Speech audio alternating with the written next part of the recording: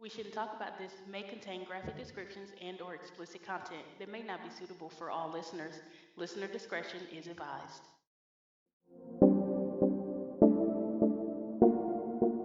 Hi, everybody. I'm Key, And I'm V. and this is We Shouldn't Talk About This. Good day to you, Key. Good day to you, Billy. Hmm. Was Yeah, this that was I'm horrible. hearing That I here? do. I do not know what happened there. Oh, I do okay. not. Was getting ignored that ever happened? Yes, let's just keep it rolling. As this will be immortalized on the sound internet. It will be, but we can just stop talking about it at this point. We should talk about that double accent. At all, we should not. Key, the first time I ever got on an airplane is when I went to go visit you. Yeah, that is true. That is correct. And that was going from South Carolina, GSP, to Texas. Um, I've got the airport name already. It was either Houston Hobby or Bush I think it was International. Bush. Yeah, it was I think it Bush. was Bush. Yeah, yeah. Because I remember dropping you off. It was Bush International. Yeah, that's my first time, and it's quite an experience. It's like just a self-guided tour of like you get here and you just wait for us to say you can get on the plane. It was very interesting. But I mean, if you miss your plane, that's a big deal though. So that's pretty scary. Yeah. It's difficult. I've had a issue where like weather held up the plane I was on, and like the connecting flight had to sit and wait. Like they were like the plane was already like they had boarded and everything, and like the airport made them wait for our plane to land, and it was only like 5 of us getting on that plane to connect, but they like held the plane and we had to like run across the airport to get to it. Oh wow, Yeah, I mean, that was an adventure. it was. I've been on a lot of plane rides. I don't mind them too much anymore. I've even been in like a little small two-person plane when I was in high school. That's pretty cool. So was that your first flight experience? Yeah, I was in Air Force ROTC, and it was like the top students got to go on a flight. Like we went to an airport and we each got to like go in with a pilot and fly like a little small plane. That's pretty neat. And it was pretty cool. Yeah. He even let me like control it, and it's very difficult. Like you really have to have a lot of muscle to like pull the steering thing to keep it level. Yes, I remember that. Man, all right. Was plane technology any different back then? Oh, I'm sure it was. I'm sure it was. Like this was back when, TVs were still in black and white and whatnot. It had like two sets of like floppy wings. Like I'm Hmm. pretty sure the pilot's last name was Wright and that he might have had a brother. Wow, Oh that's yeah. pretty insane. Yeah, it was a while ago. It was definitely a while ago.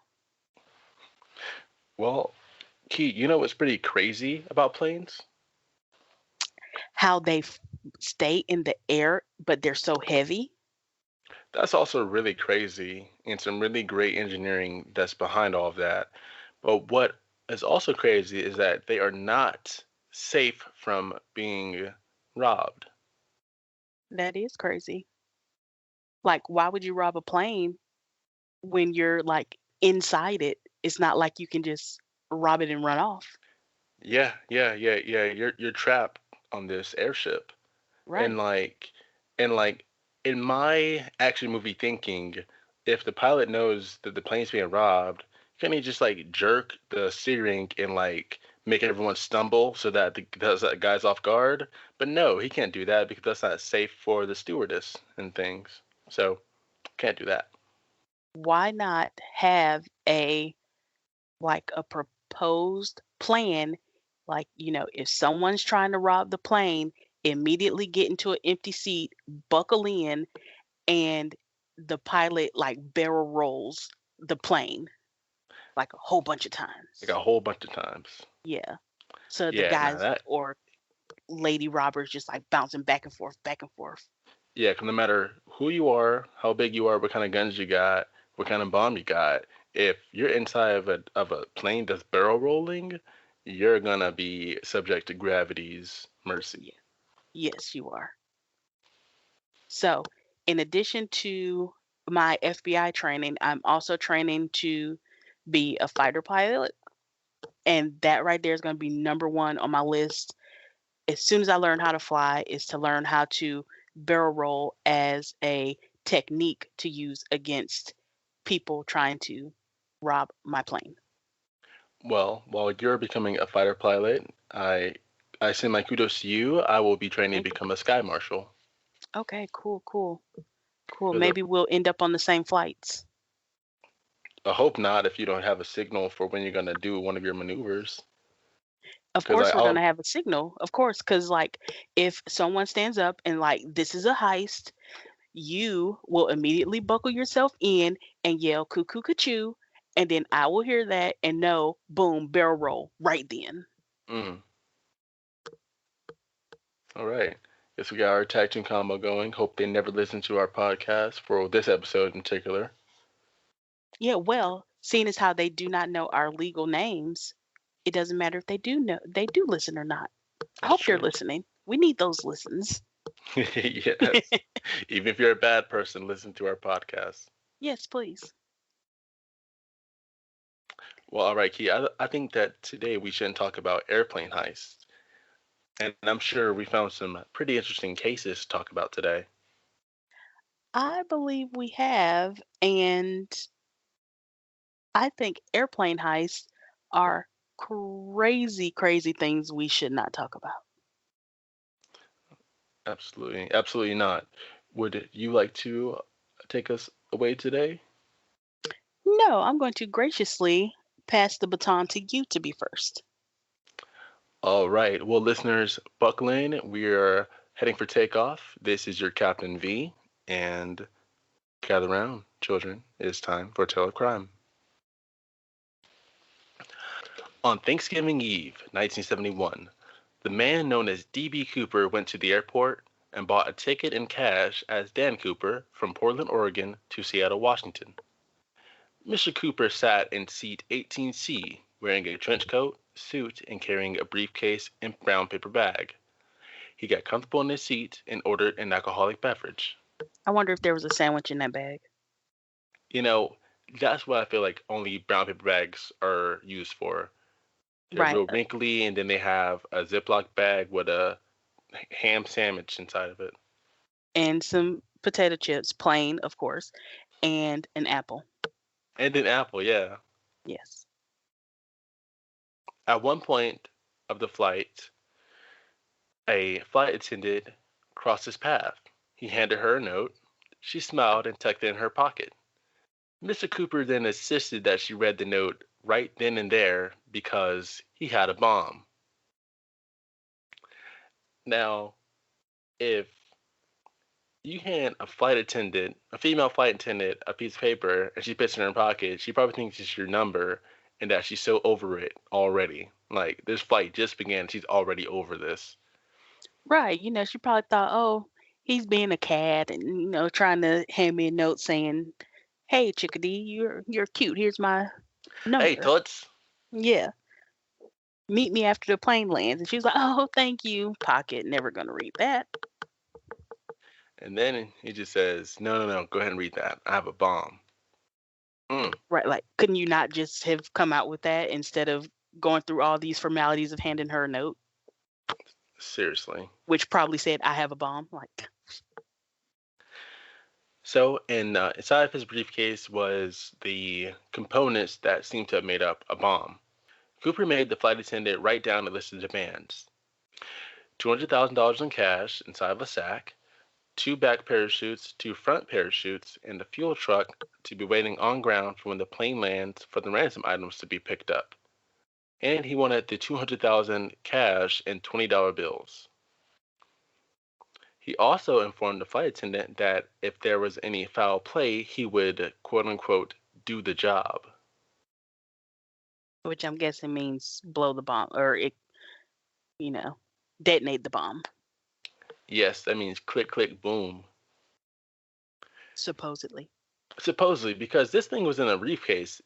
I didn't see any information about there being like, immediate, like, press the red button and blow up. It's probably like on a timer system.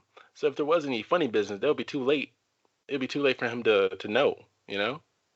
Right, Because because if this he, is way before cell phones, so it's not like he could yeah, just detonate it like, with a cell phone. right, yeah, he would have to open his briefcase and probably press a couple buttons, and so it knows to count down. And by then, the police could already got him. The bomb squad can already get the briefcase and just drive off into the distance while trying to deactivate the bomb or whatever. I don't know. Or, I mean, they're on a plane during a flight. If there's any funny business, okay, you're going to die yourself if you detonate it. So that seemed like a kind of an empty-ish threat. Yeah. So when the plane landed, Cooper exchanged the 36 passengers for the money and parachutes. He kept some of the crew aboard and took off for Mexico City. Cooper requested that the plane fly below 10,000 feet and he put on his wraparound sunglasses during the second half of the flight.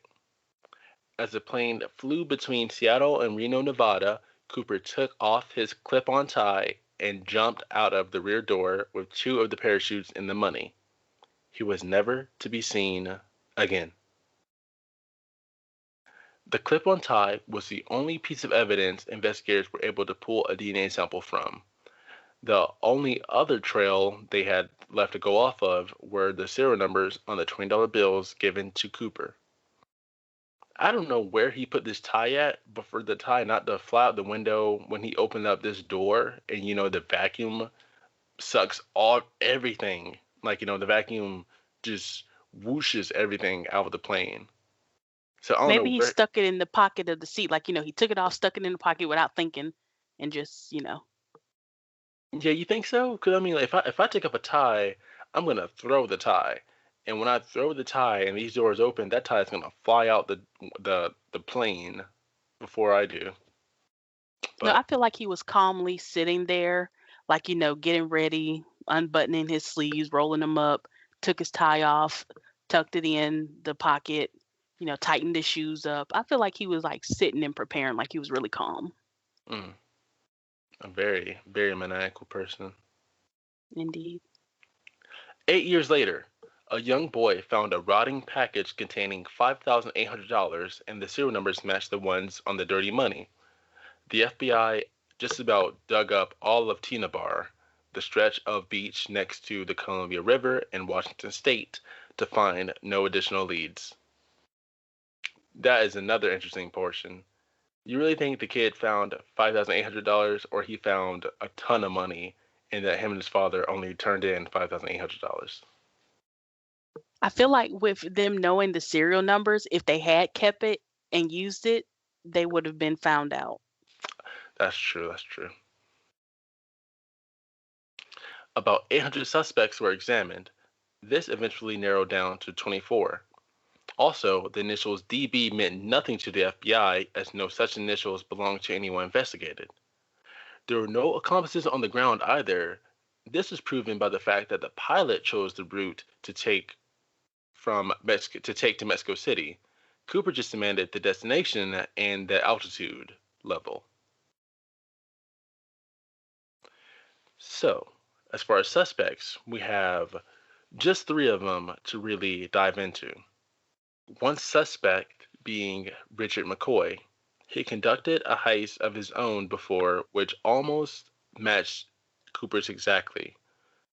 Something else that was a flag that was McCoy's family identified an object left behind on the plane by Cooper that was never made public, though McCoy was later ruled out because he did not match the descriptions given by the flight attendants that came in contact with Mr. Cooper.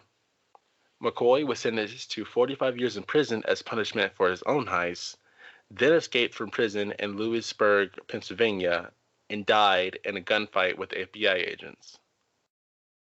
But what about the DNA? They said they had DNA from the tie. That DNA, they were not able to trace it to anyone. It Oh, was it was just like a ghost fragment. It didn't lead to anything. But we will get back into the tie a little bit later though. okay. Dwayne Webber was the second suspect. On Webber's deathbed, he apparently whispered to his wife that he was Dan Cooper. To back his claim, Mrs. Cooper said that her late husband used to sleep talk about leaving fingerprints on a plane. He had a knee injury, and his handwriting was found in the margins of a book about D.B. Cooper. His wife also claimed that Dwayne took her to the beach where the boy found the bag of money, and that Dwayne had an old Northwest Airlines ticket for no real reason. Now, one of the FBI members, Ralph Hamelsberg, says, quote unquote, he matches the physical description. He does have a criminal background that I have always felt associated with the case. Hamelsback believed Mrs. Cooper and stated that her story has credibility, but in the end, Hamelsback did not believe that Dwayne was D.B. Cooper. I mean, that's a lot of circumstantial evidence, but I guess not enough to definitively say. Yeah, and even if it was him, he just died, so there's nothing they can do now. But They can't. also, where was like, okay, he took her to the beach, but did he take her there and have her dig? Like, was he having her look for the money? Like, where was the money if that was the case? Like, it was only $5,000 that the boy found, so that means the other money had to be somewhere. That's like $195,000. Yeah, and it's really interesting too because like this this was in Washington State, and it said that he jumped out the plane during the second half of the trip, and so he was going to Mexico City, Mexico, and so if he jumped out of the plane, he would have jumped out, I don't know, like some other state, not Washington State, you know. But Right. I mean, the Or air has funny ways to work, I guess, going through the air, 10,000 maybe feet. he jumped out Wow. and he paid someone in cash to drive him back or called a Greyhound bus. Yeah, because he has the money to do so. So, and like he's just still wearing his suit, so he could just blend back in with society. Or Yeah, he got a plane ticket with his real name or another name, because back in the day, it was way easier to just get on a plane and fly somewhere than it is now. that's true. Like, I don't even think you needed ID. You could just pay and walk on there. That is pretty crazy. But yeah, Right. that's true. And our last suspect is Kenneth Christensen.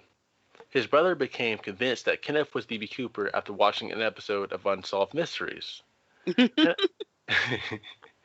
Ken- Kenneth was a flight purser for the same airline that DB hijacked, which backed some people's theory that it was an inside job. Additionally, Kenneth liked bourbon and purchased a house shortly after the hijacking. Well, like Ooh. during that time frame. The biggest link to Cooper, however, is that the fact that when the flight attendant was shown a picture, she said he looked most like Cooper than any other suspect she had been shown. However, when studying the case, many experts said that the man who jumped from the plane did not seem trained to do so.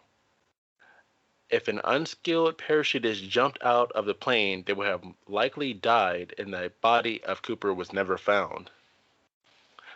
Another theory seems from a group of citizen sleuths is that Cooper was an employee for Boeing, the airplane that he jumped out of. Even though the case has been suspended, Cooper could still be prosecuted under the Hobbs Act if found today. Now, the citizen sleuths thing saying that he was an employee was that the clip-on tie, when it was analyzed, it had DNA, but also it had titanium and another very rare substance at the time. And both of those substances were found in airplanes, so it was found in the Boeing factory. That's where that stems from. There was the DNA was on an unidentifiable sample somehow, and Hmm. then it was titanium and another substance that had to do with like turbine like a turbine factory would have. Okay, so all of these guys have very plausible circumstantial evidence, but just not enough to connect. It's not enough to connect. Do Like you if know? all of that was just one person, I'd be like, oh, okay. Do you know how long this case went on for? The investigation. When did this happen? Back in the 70s? Yeah, yeah. 1971 is when the heist happened. So 49 years? Oh, 45 years. They recently closed it because we recently went cold because of just no lead, no end in sight. Well, obviously, these investigators never watched Prison Break because DB Cooper was a character on Prison Break. And what happened is everybody had suspicions that he was DB Cooper, but he always denied it until they were breaking out of prison. Oh, spoiler alert. And he was stabbed and he was dying on the floor when everybody was getting out the window. And he told Schofield, he was like, look, it's true. I am DB Cooper. I buried all the money under a silo in Tuel, Utah, or Tueli, however you pronounce it. And he was like, the government lied. They wanted to downplay it. It wasn't $200,000 that I got, it was $5 million. So all the prisoners heard that and they all rushed to Tueli, Utah to try to find the money that he stated he buried under the silo while he was dying in the infirmary during the Okay, escape. okay. So how did this guy get in prison in the first place? Now, Prison Break took place in Fox River, Illinois. So he was arrested on some other charge because he was doing life in prison. So, like, there was always rumors swirling around that he was DB Cooper, and he always denied it. But how he proved it was he had a bill, like $100 bill that he said was from the heist. He was like, "Look at how old this is. Look at the serial number. This is from the heist. This is it." Even though, like you said, DB Cooper requested all 20s, we don't know if they gave him all 20s. Just Hmm. because you request it doesn't mean that's what they give you. Right, right. But that was like a part of the Prison Break outline or plot line, which is my all-time. Okay, I don't know if Prison Break or Dexter is my all-time number one show. I would say Prison Break because I have like every single season on DVD and I can watch it nonstop as if I've never seen it before. Same with Dexter, but I don't have Dexter on DVD, so I think Prison Break wins. I can see. Yes. But they need to search Utah because that seems plausible.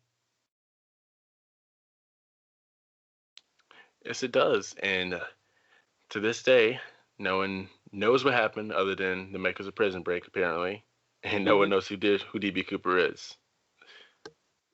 Which is crazy because with all that money, if he jumped out over the lower part of the United States, do you think he like maybe hitched a ride into Mexico? Yeah, yeah, yeah. That very well could be possible that he still went to Mexico. Or he bought like a car for cash? Because I mean, cars were like what, $10 back in the 70s? Like maybe like he just bought a car and then drove himself down there? like a Mustang was like $2,400 or something like that. Oh, so cheap. So yeah, he literally could have just like jumped out, waited to the next day, walked onto a car lot, gave them money and a fake name, and drove away. Because it was a lot easier to buy cars then too. Yeah, yeah. Everything's so difficult now. It's so crazy that he jumped out of a like a passenger plane Like a big old Boeing 727. Right, with possibly no parachuting experience. Yeah. Like, what if he just like fell into a forest because like other reports say it was nighttime and there was like a light like cloud coverage over everything. So you jump out of this plane, you don't know what you're seeing, and that one parachute was a training chute and the other one was an army parachute. So the training chute was shown shut, and the army chute you can't steer. They just glide, they just hover down. That's it. So they gave him parachutes, but they gave him terrible parachutes. But it's not like he was found like tangled in trees or a body found like laying somewhere. This is a real mystery. It That's really, crazy. it really is. Now, my heist is no mystery at all. Everybody knew who did it, and it also has a movie that I've seen and love that I'm going to tell you about as well. But mine is the Lufthansa heist. And this one also differs from yours. They did not rob a plane while it was in motion. So they were a lot safer in their heist, or so they thought. Or so they thought. Now, the Lufthansa heist was a robbery at New York's JFK International Airport on December 11th, 1978. An estimated 5.875 million, which would be equivalent to about 23 million in 2019, was stolen, with 5 million in cash and $875,000 in jewelry, making it the largest cash robbery committed on American soil at the time.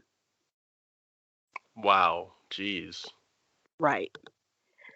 Jimmy Burke, a Lucchese crime family associate, was reputed to be the mastermind behind the robbery, but he was never officially charged in connection with the crime. The heist magnitude made it one of the largest, or no, longest investigated crimes in the US. The latest arrest associated with the robbery was made in 2014, and we'll get to that. So, the heist was planned by Jimmy Burke and carried out by several associates. The plot began when bookmaker Martin Krugman told Henry Hill, which was an associate of Burke's, that Lufthansa flew in currency to its cargo terminal at JFK International Airport. The information had originally come from Louis Werner, a worker at the airport who owed Krugman $20,000 for gambling debt, which would be equivalent to about $84,000 in 2019. Could you imagine being into somebody for that much money for gambling? No, that's when people start chopping off fingers. Right. So his coworker Peter Grunwald was also like part of where the information came from.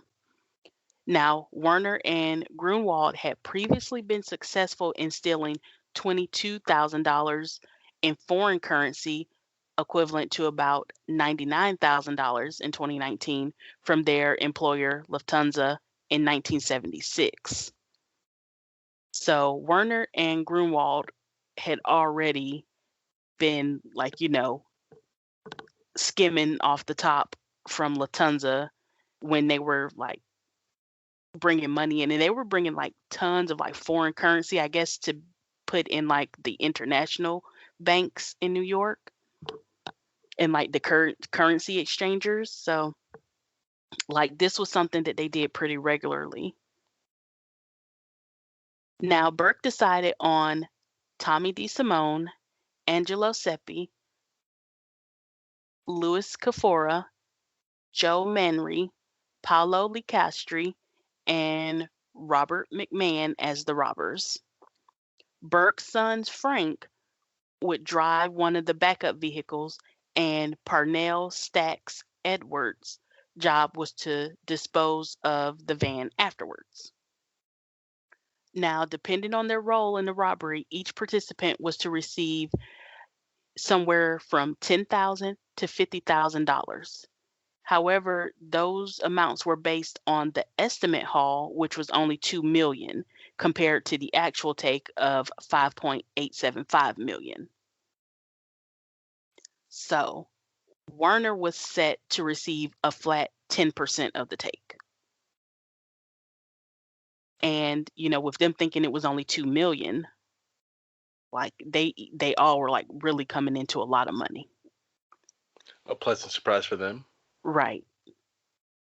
Unfortunately, it does not end so pleasantly. On December 11th, 1978, around 3 a.m., 6 men in a black Ford Econoline pulled up to the Lufthansa Cargo Building 261. The padlock on the gate was cut with a pair of bolt cutters. Some of the crew climbed up the stairs of the East Tower and entered wearing ski masks and gloves. A late model Buick was positioned in the terminal parking lot with its lights off. Inside the terminal, John Murray, a senior cargo agent, was the first employee to be taken hostage. He was walked into the lunchroom where 5 other Lufthansa employees were on their meal break and was ordered to lie flat on the floor with their eyes closed. Murray was asked who else was in the warehouse. He said that Rudy Eyrich, the night shift cargo traffic manager, and Kerry Whalen, a cargo transfer agent, were there. Murray was forced to lure Eyrich to come upstairs. He joined the rest of the captured employees. Outside the terminal, Whalen noticed 2 unmasked men sitting in a black van parked at the Lufthansa Cargo Building 261 ramp as he drove past. So, he was just doing his regular duties, driving past, and was like, that's suspicious. So, Whalen parked and walked toward the van. One of the men told him to get into the van. Whalen screamed and ran for help, but he was pistol whipped and thrown into the van. Then he was brought to join the other hostages in the lunchroom. Dang, Waylon. Right, he tried. He tried to get away. Inside the warehouse, employee Rolf Redman heard a noise by the loading ramp and went to investigate. He was captured and brought with Whalen to the lunchroom to join the others. Some of the robbers took Eyrich at gunpoint to the double-door vault. They removed 72 15-pound cartons of untraceable money from the vault and placed it in the van. At 4:21 a.m., the van pulled to the front of the building and the crash car pulled in behind. 2 gunmen climbed in the van as the others got into the Buick. The employees were told not to call the Port Authority until 4:30 a.m., and that's when the first call to the police were recorded. So that's basically like a 9-minute leeway that they're giving themselves. That's not a lot of time. No, I had to be like really confident to do something like that. Right. The robbers drove to meet Burke at an auto repair shop in Canarsie, Brooklyn. The boxes of money were removed from the van and placed in the trunks of the 2 automobiles. Burke and his son drove off in one car. The 4 others, Manry, McMahon, DeSimone, and Seppi, drove away in the second car. Parnell Stacks Edwards had failed to get rid of the van that was used in the heist. Edwards was supposed to have driven the vehicle to New Jersey, where it, along with, any potential evidence that was inside, was to be destroyed in a junkyard belonging to John Gotti. Instead, Edwards parked the van in front of a fire hydrant at his girlfriend's apartment, where police discovered it 2 days after the heist. So he basically just didn't care at that point. Like, he left it in front of a fire hydrant, which is a ticketable offense, and he left it there for 2 days. Oh my gosh. Amateur. Right, which he really wasn't. Like, why would you do that? Like, this right here is what set everything off. So Paul Vario subsequently ordered DeSimone to kill Edwards. Once he found out where Edwards was hiding, DeSimone and Angelo Seppi visited Edwards and shot him 5 times in the head. From the van, fingerprints were lifted of several perpetrators of the robbery. Of course, that's why he was supposed to take it to New Jersey to a junkyard. Mm. Now, the FBI identified Burke's crew as the likely perpetrators within 3 days of the robbery, largely due to the discovery of the van, coupled with Edwards' pre-established connections with Burke's gang at Robert's Lounge. They set up heavy surveillance following the gang in helicopters and bugging their vehicles, the phones at Robert's Lounge, and even the pay phones nearest to the bar. The FBI managed to record a few bits of info, such as Angelo Seppi telling an unidentified man about a quote unquote brown case and a bag from Lufthansa, and his telling his girlfriend, Hope Barron, quote unquote, dig a hole in the cellar.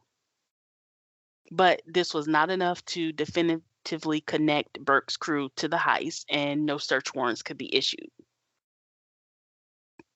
Now, according to Henry Hill, Jimmy Burke became paranoid and agitated once he realized how much attention Edwards' failure had drawn, and resolved to kill anyone who could implicate him in the heist, starting with Edwards himself. Like I said, Edwards was killed almost immediately. Just a week after the heist, Edwards was shot and killed in his apartment on December 18th, 1978 by Tommy DeSimone and Angelo Seppi. Now, here's where the bodies are starting to hit the floor. Martin Krugman, one of the airport workers, was murdered and dismembered on January 6, 1979 by Burke and Seppi in a Bonanno crime family capo Vincent Assaro's fence factory. Now, Krugman was making increasingly nervous and angry demands for his $500,000 cut from the robbery, and this convinced Burke that he was about to inform the FBI. His body was never found, and in 1986, he was declared legally dead. Now, Tommy DeSimone, one of the higher up guys with Burke, disappeared on January 14th, 1979. But reportedly, this was not on Burke's orders. DeSimone disappeared for having carried out an unrelated murder of 2 Maid Gambino crime family members and Gotti associates, William Billy Bats Davino and Ronald Foxy Jaroth. So he was probably killed by Gambino family members, not by Burke, because him and Burke were like on the level together. Richard Eaton was murdered on January 17th, 1979. Although he was uninvolved with the actual heist, he was tortured and murdered by Burke after getting away with $250,000 of Burke's money in a fake cocaine scam and skimming some of the money from the heist while it was laundered through various legitimate establishments, which included Monteleone's club, and that's Tom Monteleone. Eaton's body was discovered hog-tied and hanging in a meat freezer truck. Teresa Ferrara was the occasional mistress of Tommy DeSimone and an associate of both Richard Eaton, who was in the meat truck, and Tom Monteleone, which had the clubs that the money was being laundered through. She disappeared February 10th, 1979, and on May 18th of that year, her dismembered torso was found floating in Barnegat Inlet near Toms River, New Jersey. So you see how fast he's getting rid of people. Yeah, like all the loose ends. Right. Tom Monteleone was killed sometime in March 1979. Monteleone owned the Players Club, a local bar frequented by Burke's gang members, and was accused by Burke of conspiring with Eaton, the meat truck guy, and Ferrara, the mistress of Tommy DeSimone, on the fake cocaine deal and skimming part of the heist money while laundering it through the club. So he had to go. Now, Louis and Joanna Kafora, so Kafora was one of the robbers. They were also murdered in March 1979. Now, Kafora had been Burke's cellmate during his time in prison and was contracted by Burke to launder some of the money from the heist through his collection of legitimate lots. And I believe those are car lots.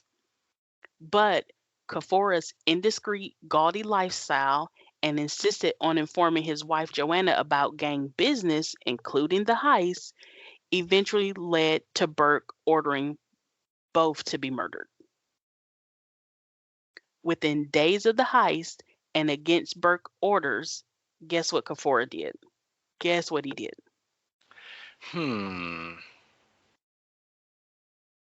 What? Okay, obviously you've never seen Goodfellas.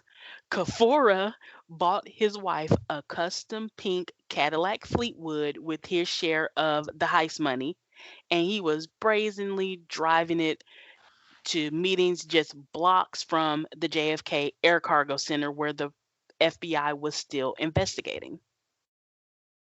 I mean, if the FBI agent saw a pink Cadillac, they wouldn't think anything of it, right? He was being way too gaudy and too flashy. He was drawing too much attention, like, okay, so you have, a legitimate business, but not, a couple days after the heist, you're buying a custom Cadillac, not that type of money. He was drawing too much attention to himself by being too flashy. And Louis and Joanna Kafora, their bodies were never found. Joe, Buddha Manry, and Robert McMahon were both night shift Air France cargo supervisors and also two of the robbers. Now, Manry was a longtime Burke gang associate. His inside information helped plan the heist. Manry was repeatedly offered the opportunity to turn state's evidence, which we all know means to be a snitch, and enter the witness protection program, and so was Robert McMahon. Now, this offer, they both refused. But Manry was found dead in a parked car alongside McMahon 5 months after the heist on either May 15th or 16th, 1979, both shot execution style in the back of the head. Now, even though they did not take any offers, Burke was like, nope, y'all got to go too. Now, Paulo Lecastri, another one of the robbers, was murdered on June 13th, 1979. He was not involved in the actual heist, but he was a liaison from the Gambino family whose job it was to oversee the plans and ensure that the Gambinos received their $200,000 cut. His naked and bullet-riddled corpse was discovered on a burning trash heap 6 months after the heist. With the murders of most of the heist associates and planners and little evidence and few witnesses remaining to connect Burke or his crew to the heist, those murders pretty much got rid of any loose end. But The authorities were eventually able to gather enough evidence to prosecute the inside man, Louis Werner, for helping to plan the heist. Werner was the only man convicted of the robbery in 1979 and was sentenced to 15 years in prison. Now, Whalen was also interrogated by the authorities, and when he was shown the police archive photos, he positively identified one of his assailants as Angelo Seppi. Heinrich later reported that the robbers were well informed and knew about the safety systems in the vault, including the double door system, whereby one door must be shut in order for the other one to be open without activating the alarm to the Port Authority police unit at the airport. So in 1980, April 1980, Henry Hill, which was pretty much like the glue that brought all these people together, was arrested on unrelated narcotics charges. He became convinced that his former associates planned to have him killed. Vario, the guy who he was dealing drugs for, and Burke. So he thought one of the two, or even both, were trying to have him killed. He's looking over his And shoulder real hard. right. So Hill was pretty much the only person left who could link Burke to the heist. Now, with a long sentence hanging over him, Hill agreed to become an informant and enter the witness protection program with his family. He was not able to help the government obtain convictions against Vario or Burke for the Lufthansa heist, although both were convicted of other crimes as a result of his testimony. Now, on July 18, 1984, Angelo Seppi, remember he was the other number two man with Burke, other than DeSimone. He was a close, loyal, trustworthy friend of DeSimone, who got killed like pretty quick after the heist for the unrelated gang hit that he put out. Rodriguez and Burke. So he was like a friend to all three of those. And he was the person responsible for most of the murders for Burke's quote unquote witness elimination program of 1978 through 79. Zing. Now, Seppi was murdered along with his girlfriend, Joanna Lombardo, by an unknown member of the Lucchese hit squad. This happened reportedly a week after robbing a Lucchese affiliated drug trafficker of thousands of dollars in cocaine and cash designated for the organization. Now remember, Burke was a part of the Lucchese crime family, as was Seppi, so he basically robbed his own people. Dang. And he was killed for it, but this was reportedly not a hit commissioned by Burke. So somebody else took him out for doing that. Now, more recently, on January 23rd, 2014, Vincent Osorio, a high-ranking member of the Bonanno crime family, was arrested in conjunction with an indictment charging him with involvement in the Lufthansa heist.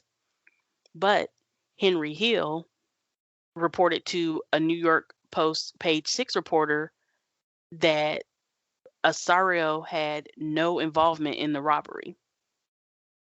On November 12, 2015, Osorio was acquitted of all charges connected to the Lufthansa robbery by a jury in the Federal District Court of Brooklyn. And to this day, the stolen cash and jewelry have never been recovered. Wow, that is so crazy, man. Now, this Lufthansa heist was just a small plot of the, I believe, 1996 movie Goodfellas, which was based on Henry Hill, like after he became a informant He also like he told everything pretty much, and this movie was made based on the stories he was telling.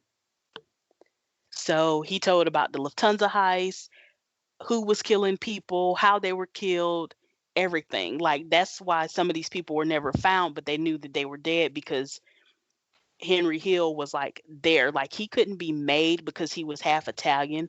So he was not like a high ranking member, but he basically like was with all the high ranking members. You're saying like a canary. He did. And he was in witness protection. I believe he may still be alive, but I don't know because they changed his name and everything. Like, he everybody knew that Henry Hill had been the consultant on this movie because it was written from his perspective. But he had like had his name changed when he went into witness protection and everything, and nobody knew where he was. That's so cool. It is. Well, So if you get a chance to watch Goodfellas, that is another one of my favorite movies. I have it on DVD. I love Goodfellas because a Ray Liotta played Henry Hill, and I love me some young Ray Liotta. Also, Joe Pesci is in there, Joe and Pesci. who doesn't love Joe Pesci? Also, De Niro, Robert De Niro. I think he played Burke. He played Jimmy Burke. So it was like a ton of big name people in this movie, and it was so good. And by the end, like Henry Hill was like so coked out of his mind that it was just crazy. It was so crazy, but it was such a good movie. And it's based on a true story. Like he's telling all his like crime family like what they were doing, how they were doing it, everything. He was just telling it all. Well, that is a film I have put in my much watch list because I've heard of Goodfellas, but I've just never seen it. Yes, you much must watch it. It is so good. So, although mine had a lot of death at the end, it wasn't a terribly sad story. It's like it's so much of a truth is stranger than fiction story. Like, okay, you guys did all of this, and then pretty much everybody was dead within a year. Like, that wasn't even worth it. Yeah, yeah, that score, man, took out the whole fleet. It really did. And I wonder if well, according to the movie, like Henry was involved in like the cocaine and he had like his own little side hustles going. So like his money was like wobbly, but he was like hiding cash and everything and it's crazy. You should watch it. It's definitely a good story to see like an insider's perspective from the actual New York mob. So, you have anything to bring this up? I do not, honestly, I don't. Well, while we're on old movies, I just want to say that I tweeted Goldie Hawn to let her know that she's great. All her old movies are classics. I loved Overboard. I love Death Becomes Her. And more people need to tell her that she's awesome. And hopefully, I either get a lot of retweets so that she will know people do agree, or she'll retweet me. Yeah, people go tweet at your favorite childhood actors and actresses and tell them how much you appreciate them. Yes, yes, do that because Overboard is a great movie. Let's not talk about that debacle of a remake they made like in 2018. But Let's burn that from our memories. well, I didn't even know that was a thing. Good. people do not need to know that the remake was a thing because it was a horrid remake Man, did not do it justice, huh? at all. It Dang. just you took a perfect movie and just destroyed it. Overboard was perfect as it was. They could have used the same exact script with just new actors and actresses, and it still would have been good. But they wanted to make weird changes, They and it want just didn't make to sense. gotta conform to the young audience. It wasn't even that. It's like, okay, have you ever seen Overboard? No. Quick, quick script. So Kurt Russell is a contractor. He's hired to build like a closet or shoe rack or something on these rich people's yachts. Goldie Hawn is the wife of the rich guy, treats him horribly. He's angry about it. She ends up going overboard, losing her memory, and he sees her picture on TV. Her husband doesn't go to claim her, so Kurt Russell's character goes and claims her, convincing her that she is his wife. Of course, they're not rich. He has like four sons. It's basically like he lives in Animal House, and he brings this rich woman who has amnesia into his house, claiming that she's his wife and that those were her kids, and forces her to live with him. Like, he treats her really bad at first, but then they like actually kind of start to fall in love. And then when she starts remembering things and her husband finally is like, okay, I guess I gotta go find my wife, you know, he comes to pick her up in like this, fancy car, this limousine or something. And she goes back with him because she's starting to remember stuff. And, in the end, she ends up back with Kurt Russell because she realized that she loved being with the family more than she loved being with her husband who didn't truly care about her, even though they were rich. Hmm. That sounds very wholesome. It is, but it's like what happens in between is really funny. It's like a really good movie. It's from like maybe the late 80s, I think. I don't know. But in the remake, it's like the guy is like a rich party playboy, and the female character is like she's like a maid or something, and she's cleaning his yacht, and he's the one that falls overboard. And so she like convinces him that they're married, but he's Hispanic, she's white, her kids are all white, and he's like, "Well, why do my kids not even look half Hispanic?" She's like, "Oh, because these are not your kids. Like, you had erectile issues, and I had to." It was just really stupid. Like, nothing about it was plausible. Mm, Like, this happened in 2018. He could have easily Googled himself and realized who he was. that's true. Or, it's like they had absolutely no pictures together, nothing. Like, I mean, it just was not plausible of a remake to be set in like current times. Right. So it was stupid, it was horrible, it didn't do well, it didn't make any money. Good, because y'all shouldn't have made that piece of crap in the first place. But original Overboard, awesome. Well, you heard it here first, folks. You Um, have heard it here first. watch Overboard 1987, not Overboard 2018. Right. Let's not even mention that atrocity anymore. Also, Death Becomes Her. That is another really good Goldie Hawn movie. I'm gonna need you to get up on your Goldie Hawn movies. All right. I'll see what I can do. Private Benjamin. Another one where she's like rich and spoiled, and she accidentally joins the army thinking it's a country club.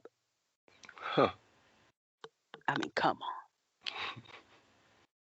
The one where she was like a football coach. I can't remember the name of it offhand. Anyway, she has a good videography. You should invest some time. All right. I will do my best at getting up on that. As hopefully all of our listeners do. Go watch some old Goldie Hawn movies. She's a classic, as are her movies. And also, hit us up on Instagram, Facebook, or Twitter, WStat_pod. or the Gmail, we shouldn't talk about this at gmail.com. Send us some stories, some feedback. We have a YouTube page. You can leave comments there.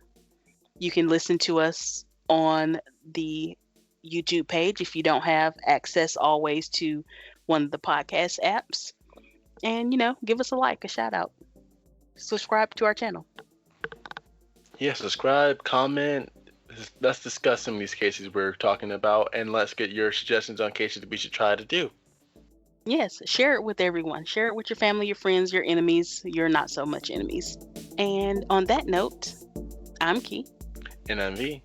And this has been We Shouldn't Talk About This. Thanks for listening. Bye.